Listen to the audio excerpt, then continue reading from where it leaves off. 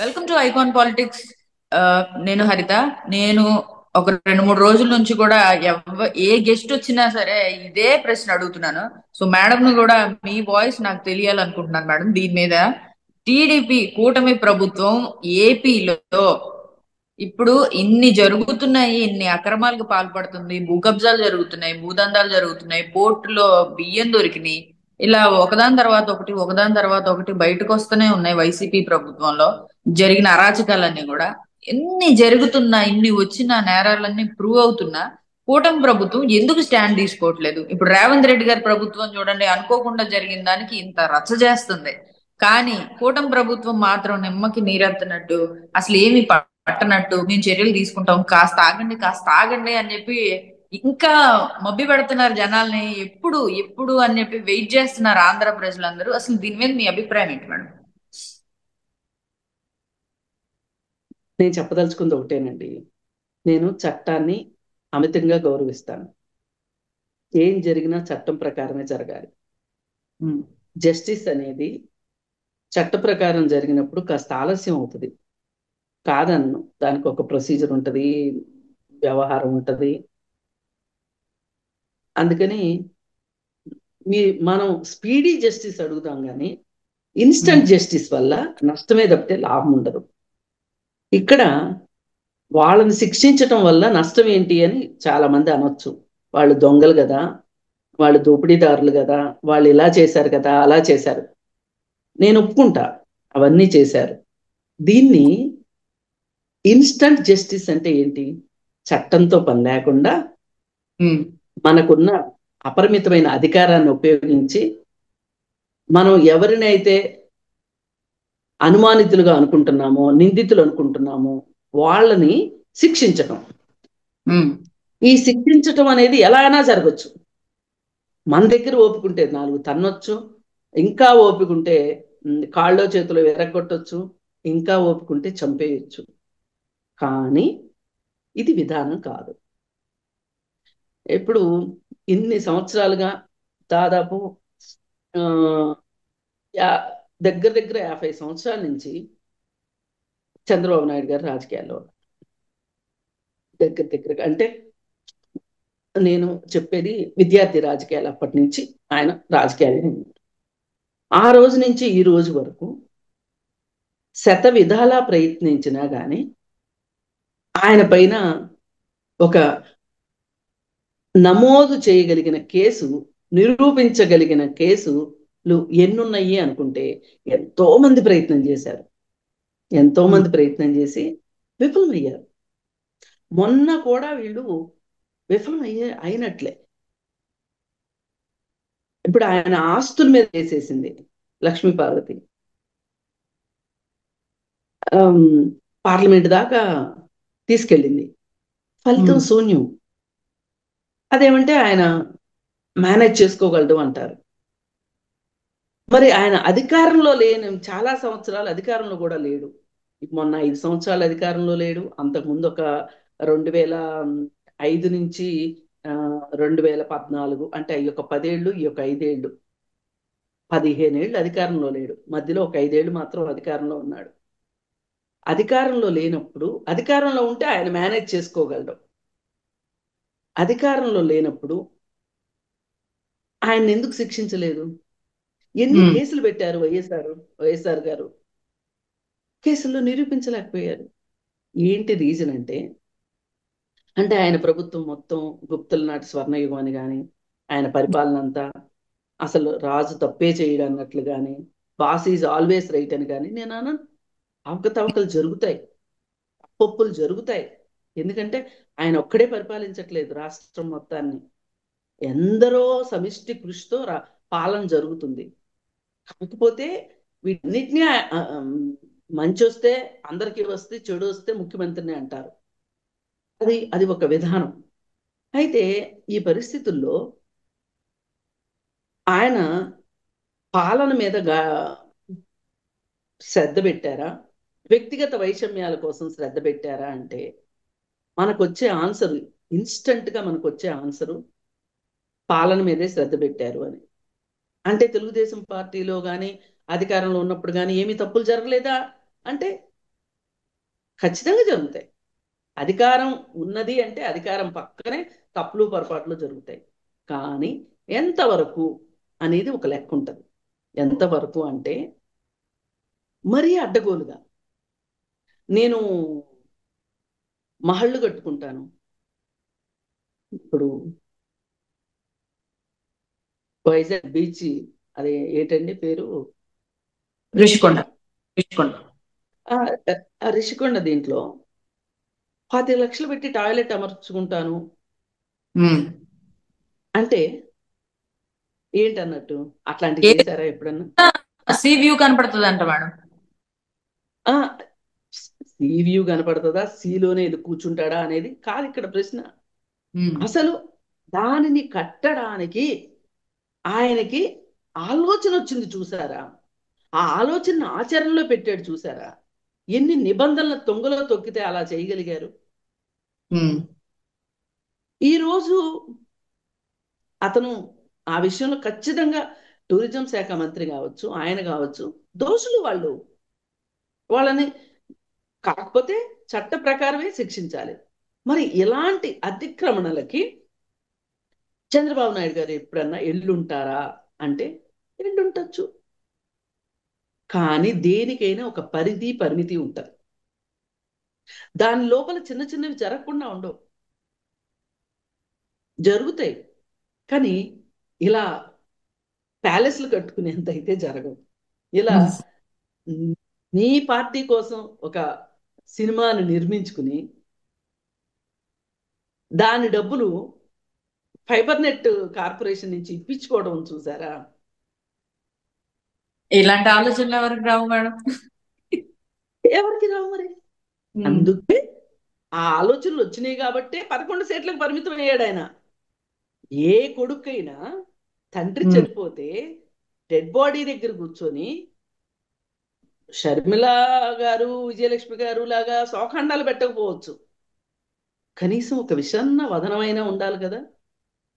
ఎక్కడున్నారండి ఆయన? ఆయన ఏ పనిలో బిజీగా ఉన్నారండి? ఆయన ఆయన తాలూకు మనుషులు ఎమ్మెల్యేలతో సంతకాలు పెట్టించుకునే దాంట్లో బిజీలో ఉన్నారు. కనీసం ఇంట్లో ఒక రక్తపు నీచు వాసనైనా పోయేదాకా ఆగారా? ఒక శవం వెళ్ళింది అంటే ఆ శవం తాలూకు ఒక వాతావరణం ఉంటది, ఒక నైరాశ్య వాతావరణం ఉంటది. ఏంటబ్బా ఏం సాధించాము? ఎవరైనా వెళ్ళేది అక్కడికే కదా. ఒక శ్మశాన వైరాగ్యం ఉంటది ఏ మతం వాళ్ళకైనా. మరి అవేమీ లేకుండా అంత నింపాదిగా పదవి కోసం అర్రులు చాచాడే. ఇలాంటి వ్యక్తికి ఇలాంటి ఆలోచనలు కాక ఎలాంటి ఆలోచనలు వస్తాయి చెప్పండి?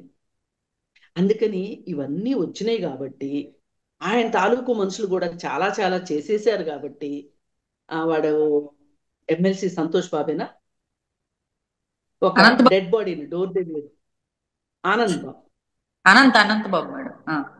అనంత్ బాబు ఒక ఉమ్. డెడ్ బాడీని డోర్ డెలివరీ చేశాడా డ్రైవర్ని? మరి సాక్షాత్తు గోరంట్ల మాధవ్ బట్టలిప్పుకుని తిరిగాడా? ఉమ్. ఇప్పుడు మన ఇప్పుడు మన కర్మగాలి ఆ మధ్య ఆయన అధికార ప్రతినిధి కూడా కాబోయి త్రుట్లో తప్పించుకున్నాం మనం అందరం.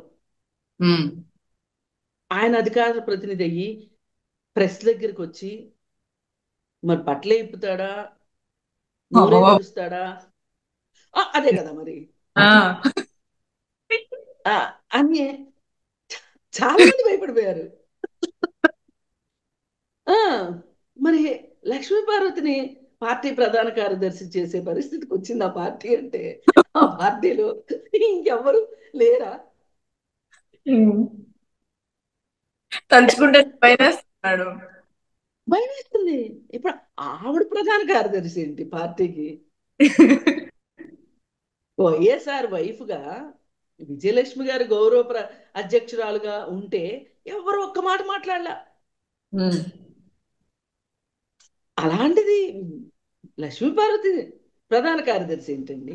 అంటే ఆ ముళ్ళ కిరీటం పెట్టించుకుంటానికి ఎవరు సిద్ధంగా లేరన్నమాట అక్కడ.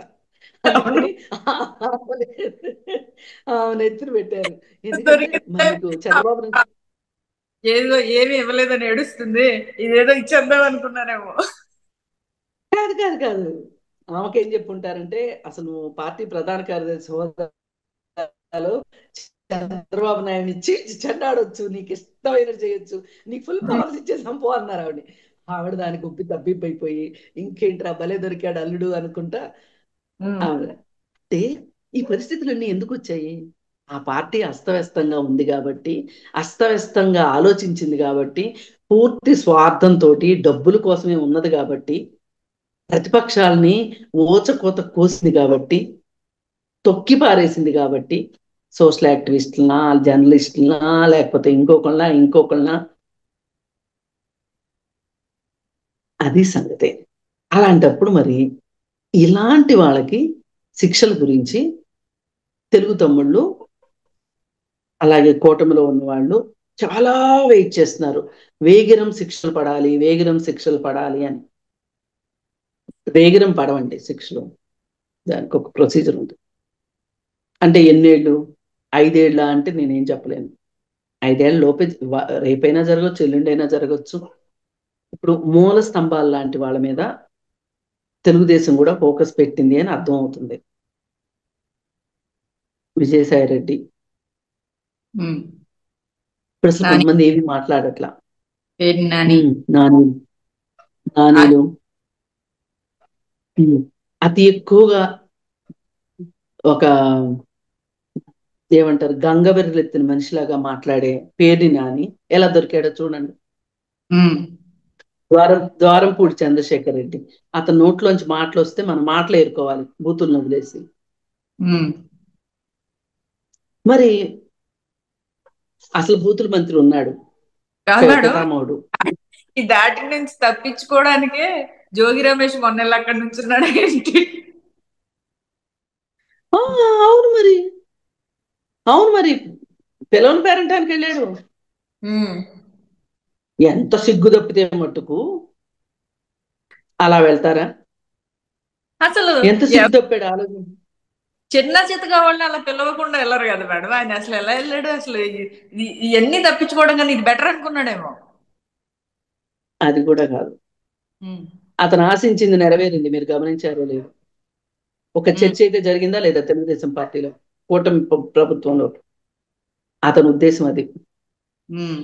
ఇప్పుడు ఆమె శిరీష అన్నాడు, గౌరు శిరీష కదా, అవును. గౌతు శిరీష. అవును. ఆవిడ ఎంత ప్రశ్నార్థకమైందని, అవును. ఆవిడకి ఎంత మనస్తాపం కలిగించారు. పార్టీలో ఒక అంతర్గత చర్చ అయిందా లేదా? ఉమ్. అవును. అతన్ని పిలవటం ఏంటి, అతన్ని పిలవటం ఏంటి అని. ఆమెమో నేను పిలవలేదు మొర్రు అని, కుయ్యో మొర్రు అని మొత్తుకుంటుంది. ఈ ఈ ఈ ఈ విధమైన డిస్టర్బెన్స్ క్రియేట్ చేయగలిగాడా లేదా? ఉమ్. అంటే దీన్ని బట్టి మనకు అర్థమవుతుంది ఏంటి, మనం చాలా అప్రమత్తతో ఉండాలి అని. ఏది ఎవరు మనం అంటే మీరు నేను కాదు, కూటమి ప్రభుత్వం. అవును. అందుకని వీళ్ళని ఎక్కువ కాలం ఉపేక్షిస్తే ఇలాగే చేస్తారు అనే ఒక భయం కూడా చాలా మందికి ఉంది. ఇప్పుడు పేర్ని నాని వైఫ్, ఉమ్. ఆవిడ దాదాపు ఎక్కడున్నారో తెలియకుండా ఆమె ఉనికి ప్రశ్నార్థకం అయ్యేలాగా ప్రవర్తిస్తుంది ఆవిడ. వాళ్ళు ఆ బియ్యం తాలూకు డబ్బులు ఇచ్చేయడానికి సిద్ధమయ్యారు. ఉమ్. ఎందుకు సిద్ధమయ్యారు? తప్పుంది కాబట్టే. ఇది రేపు ఎంత దూరం వెళ్తుందో, ఎంత మెడకు చుట్టుకుంటుందో అని. ఉమ్. అంటే ఇలా వాళ్ళని దగ్గర దాకా తీసుకుని వచ్చి, ఫైబర్ నెట్ కేసు ఉంది. ఈ కేసులో పాత డైరెక్టర్కి, అలాగే పాత రోజుల్లో పనిచేసిన వాళ్ళకి అందరికీ ఉచ్చు బిగుస్తుందా లేదా? ఉమ్. స్లోగా టైట్ చేస్తున్నారు. ఉమ్. స్లోగా టైట్ చేస్తున్నారు. ఇప్పుడు మనం తొందరపడ్డాం అనుకోండి, ఉమ్. ఆవేశంతో ఒక నిర్ణయం తీసుకున్నాం అనుకోండి, పొరపాటు నిర్ణయాలు తీసుకుంటాం. అదే స్థిమితంగా ఆలోచనతో ఒక నిర్ణయం తీసుకున్నాం అనుకోండి, అది పర్ఫెక్ట్ గా ఉంటది అంటారు. పర్ఫెక్ట్ గా ఉంటది. ఉమ్. చట్టం ప్రకారం చెయ్యాలనుకుంటున్నారు. ఇప్పుడు వాళ్ళు పరిటాల రవి, ఆయన చనిపోయి ఎన్ని సంవత్సరాలు అయిందండి? అది దగ్గర దగ్గర దాదాపు 20 ఏళ్ళు కావస్తుంది. 19 ఏళ్ళు, 18 ఏళ్ళు. ఉమ్, చంప ఎంతసేపు అండి ఒక మనిషిని? శిక్షించటం ఎంతసేపు? ఉమ్, ఆ శిక్ష ఎలా ఉండాలి అంటే, ఎవరి చేతికి మట్టి అంటకూడదు. మట్టి అంటకూడదు అంటే ఏంటి అర్థం? చట్టం చేసేలాగా చెయ్యాలి. వాళ్ళు చట్టం అక్కడ ద్వారానే చెయ్యాలి. ఇంకా దీంట్లో మన వీళ్ళు చేసేది ఏముంటది, కొత్తగా చట్టం పని తను చేసుకుపోతుంది అన్నట్టుగా ఉంటది కదా మేడం ఇంకా. అంటే ఉమ్, నేను అదే అంటున్నా, ఈ కక్షలు కార్పణ్యాలే వద్దు. వీటిని భుజానేసుకుని జగన్మోహన్ రెడ్డి నాశనం అయిపోయాడు. ఉమ్, వీటిని భుజానేసుకునే వైఎస్ రాజశేఖర రెడ్డి గారికి ఫ్యాక్షన్ మార్కులు ఉన్నాయి అంటే ఇదే కారణం. ఉమ్, ఎందుకు ఆయన అధికారంలోకి వచ్చిన వెంటనే పరిటాల రవిని చంపాల్సిన అవసరం ఏంటి? ఉమ్, మీరు అతన్ని ఏదన్నా చట్టబద్ధంగా శిక్షించుంటే గనక మీ చేతికి ఈ రక్తపు మరక అంటేది కాదు కదా. అది నేను చెప్పేది. కొంతమంది తప్పించుకోవచ్చు, ఉమ్. కాదనలేము. కానీ ఒక ఇద్దరు ముగ్గురు తప్పించుకున్నంత మాత్రాన మన చేతికి రక్తపు మరక అంటించుకోవడం మట్టు కరెక్ట్ కాదు. ఇన్ని సంవత్సరాలైనా ఇన్ని సంవత్సరాల రాజకీయ జీవితంలో చంద్రబాబు నాయుడు గారికి ఈ విధమైన మచ్చ మరక అంటకపోవటానికి కారణం ఏంటి? విధానాలు. విధానం, చట్టాన్ని గౌరవించటం, ఉమ్, కక్ష, ఇన్స్టంట్ జస్టిస్ కి గురించి ఆలోచించకపోవటం. ఇది మనం ఎవ్వరమైనా అర్థం చేసుకోవాలి. ఉమ్, ఇప్పుడు మనల్ని ఒకరు మోసం చేశారనుకోండి, తప్పుడు పద్ధతుల ద్వారా ఉమ్, మనం వాళ్ళని చట్టం ద్వారా శిక్షిస్తే మనం ఎంతో కొంత ప్రశాంతంగా మనశ్శాంతిగా ఉంటాం. అలా కాకుండా సుఫారీ ఇచ్చి చంపించామనుకోండి, ఉమ్. ఏదో ఒక రోజు మనం దొరుకుతాము అనే ఒక భయం ఉంటుందా ఉండదా? మనల్ని ఉంటది వెంటాడుతుందా లేదా? ఖచ్చితంగా. అది అది డిఫరెన్స్. అది వ్యక్తిగత స్థాయి అయినా ఇంతే, ప్రభుత్వాలైనా ఇంతే, వ్యవస్థలైనా ఇంతే, సంస్థలైనా ఇంతే. ఇప్పుడు చట్టాన్ని వాళ్ళు ఆ, ఎంత అబ్యూజ్ చేశారంటే జత్వానీ కేసులో ఇవాళ ఏమైందండి? ఉమ్. ఒక్కొక్కళ్ళు లైన్ లో అవసరమా? జత్వానీని అలా చేయడం అవసరమా? తప్పు కదా మేడం. అవసరమే. ఎందుకు అవసరమైంది వాళ్ళకి? పెద్ద ఆయన దగ్గర నుంచి డబ్బులు తెచ్చుకుంటానికి, మూటలు తెచ్చుకోవటానికి అవసరమైంది. ఉమ్, ఇప్పుడు ఏమైంది? ఆయన బాగానే ఉన్నాడు, జేఎస్డబ్ల్యూ ఆయన. ఉమ్. వీళ్ళ జత్వానీ కూడా కోలుకుంటది. కానీ ఈ గ్యాంగ్ మొత్తం ఐఏఎస్లు ఐపీఎస్లు ఏమయ్యారు? ఉమ్. వీళ్ళు ఎన్ని సంవత్సరాలు ఆ, గడించిన కీర్తి మొత్తం గంగలో కలిసిపోయింది. గంగలో కలిసిపోయింది. వాళ్ళ కెరీర్ లో ఇది ఒక బ్లాక్ మార్కే కదా. ఉమ్, అది ఒక ముఖ్యమంత్రి చెప్పకుండానో, ఒక సకల శాఖ మంత్రి చెప్పకుండానో, ఒక సర్వాంతర్యామి చెప్పకుండానో ఆ కేసు జరిగిందా అంటే ఎవరన్నా నమ్ముతారా? బాగా అన్నారు మేడం. ఇప్పుడు దాకా నమ్ము- సహాయక మంత్రి అంటున్నారు సర్వాంతర్యామని. సర్వాంతర్యాములు ఉన్నారు ఆ పార్టీలో. అందుకే ఆ పార్టీ అలా అయింది. ఇప్పుడు వీళ్ళు కూడా ఏమనుకుంటున్నారంటే ఆ మోడల్ చూసి మనం కూడా అలా చేద్దామని ఉబలాట పడిపోతున్నారు. ఉమ్, తప్పు. అలా చేయకూడదు. ఎంత ఎంతకాలం ఆగింది చెప్పండి జత్వానీ కేసు? ఉమ్. ఇప్పుడు అక్రమంగా పోర్టులు రాయించుకున్నందుకు గాను కేవీ రావు కేసు వేశారు. నడు బయటకు వస్తున్నాయా లేదా వ్యవహారాలు? అన్నీ వస్తాయి, వస్తున్నాయి. ఉమ్. వస్తాయి. అది రైట్. చట్టాన్ని మట్టుకు అబ్యూజ్ చేయకూడదండి. అందుకని కొంచెం ఓపిక పట్టాలి, ఏం జరుగుతుందో చూడాలి. ఈ లోపు మీరు మీ వ్యక్తిగత పనులు చేసుకోవచ్చు, పార్టీ సేవ చేయొచ్చు, ఉమ్, సమాజ సేవ చేయొచ్చు, ఎన్నో పనులు ఉన్నాయి. మీరు ఎందుకు ఈ కక్షలు కార్పణ్యాల్లో కుట్టుమిట్టాడతారు? ఉమ్. ఇప్పుడు వీళ్ళకి కుటుంబాలు ఉన్నాయి, అడిగే వాళ్ళందరికీ. మీ కుటుంబాలను చూసుకోండి ముందు, మీ గ్రామాన్ని చూసుకోండి ముందు. అప్పుడు ఈ లోపు జరగాల్సింది జరుగుతుంది.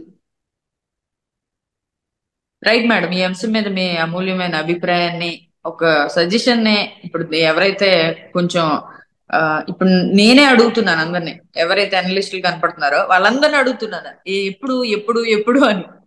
ఎవరో ఎవరో సంగతి కన్నా కూడా నేనే ముందు ఎందుకు చర్యలు తీసుకోవట్లేదు, ఇప్పుడు జరుగుతున్నాయి చూస్తున్నాం కదా తెలంగాణలో, అవి చూస్తా అడుగుతుంటే, సో అందరూ ఎవరు వాళ్ళ అభిప్రాయాన్ని వ్యక్తపరుస్తున్నారు.